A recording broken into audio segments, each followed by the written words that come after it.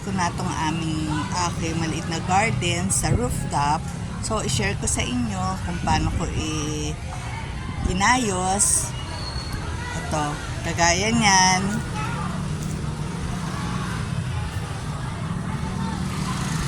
Ayan guys. Ito yung sili. Tapos, ito yung mga okra. Yan. Ito isa, nakalimutan ko. Naging magulang na siya. Okra yan. Tapos dito ko yung mga nagbubulaklak yan. Magbubulaklak yan month ng summer. Yan, maganda bulaklak niya, kulay red. It is siling labuyo. Yan. Ito marami na ako napitas dito. Tapos ito yung lansones, malunggay. Ito yung palm tree. Ito kanina ang daming flower niyan, mabango yan. Ito yung apple, ito yung guyabano, ito yung lemon, papaya, yan. Dragon fruit, yan. Tapos yung bougainvillea ko, ganda, ang daming flower. Yan. Parating may flower ito, buti. Nung inaayos ito, dati nawala ng flower. Akala ko nga hindi siya makakasurvive. Yan. Balik ulit siya sa flower. Yan.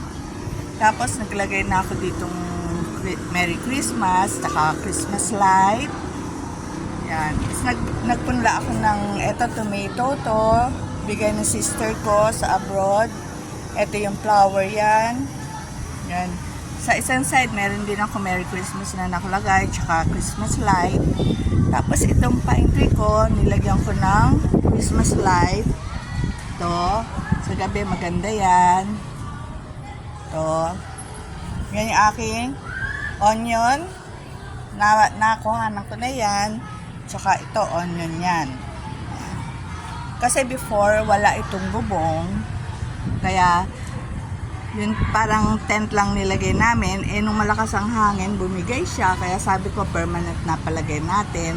Pinalagyan na rin namin ng insulator para hindi mainit pag summer. Yan. Masarap dito, malamig ngayon. Tapos, ay isa kong bougainvillea. Ito, nagsalin lang ako. Ayan, ang ganda niya. Ang dami niyang flower, oh. Sinaling ko lang yan. Bali, 3 siya. Yan. Kaya, ayan. Ito yung luya. Yan. Luya yan. Ito yung namumulaklak ito every morning. Maganda yung flower niya. Yan. Ito ang naging resulta ng aking renovation. Renovation ba tawag doon, guys? Ayan. Ito ang naging resulta. Paggabi, meron akong ilaw. Pag patay yung aming pagpatay yun, ito naka-open. Ano yan? Solar. Yan. Ito yung aking dragon fruit. Marami na kung napakinabangan dyan. Yung isa ay yung sa kabila. Yun. Yan. Ito yung isa kong bougainvillea. Kaya lang hindi pa siya gaano nagpa-flower kasi nung gumagawa dito pabayaan ko, hindi ko halos nadidilig. Tapos ito yung mabango, yung kampupot ba tawag dito, yan. Ayun yung isa. Ito madami na rin na flower na ibigay sa akin. So ito yung naging resulta. At itong sobrang lamig dito pag month ng December, January. Ang sarap dito sa taas. Kaya lalo every morning pag nagdidilig ako, ang sarap ng simoy ng hangin. Malamig. So, sana naibigan nyo itong aking sinare sa inyo na maliit na garden. Kaya nyo din yan. Kahit sa paso lang, pwede kayong makabuhay ng mga vegetable or kung ano gusto nyong itanim. Kayang-kaya yan kahit sa paso lang. Yan. papaya ko, problema ko. Before, ang taba-taba niya, ang lalaki ng dahon, tas may mga bunga na siya. Ang kaso, nalalaglag, kaya ayaw magtuloy. Pero, nag-try ako, bumili ko neto, nung nagpunta kami ng Japan. Eto, hindi ko alam kung maganda nga gamitin ito. Sa try ko lang, bumili ko sa Japan neto sa Don Quixote. Kaya ita-try ko, nilagyan ko yung aking papaya, tsaka lemon, lahat ng mga fruits and nilagyan ko siya. Tingnan ko kung okay siya. Tapos, pag okay siya, share ko ulit sa inyo. Ito kasi yung papaya, talagang lumiit yung dahon niya, tapos nawala yung mga bunga. Dati ang dami niyang bunga, pero nalaglag siya. Yan. I-try ko ulit. Nilagyan ko siya ng gamot. Vitamin siya yan para sa fruits and flowers. Yan.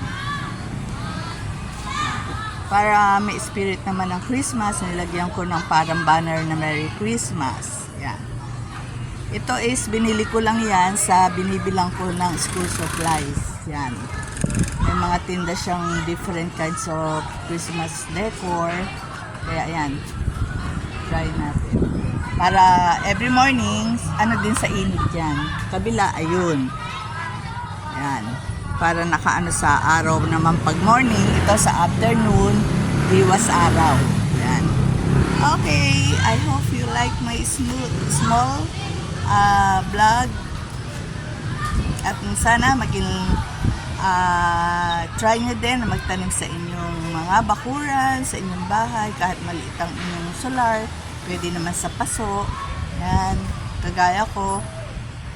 Meron din akong, meron din akong kangkong. Yung kangkong, itanim nyo lang sa paso, nabubuhay na din siya. Tapos everyday nyo siya diligin. Diba, pare bibili kayo sa store ng kangkong, yung pinakadulo nun, yung magulang, yung pwede nyo siyang itanim. Kaya pag nagsisigang ako, kuha lang akong kangkong dito. Pag nagmumunggo ko, kuha lang ako malunggay. Kaya lang yung malunggay ko, nakalbo sa kakapitas ko. At nung may ginagawa dito, napabayaan ko din. So, see you on my next vlog, and thanks for watching, and don't forget to like, share, and subscribe. Bye! Ingat!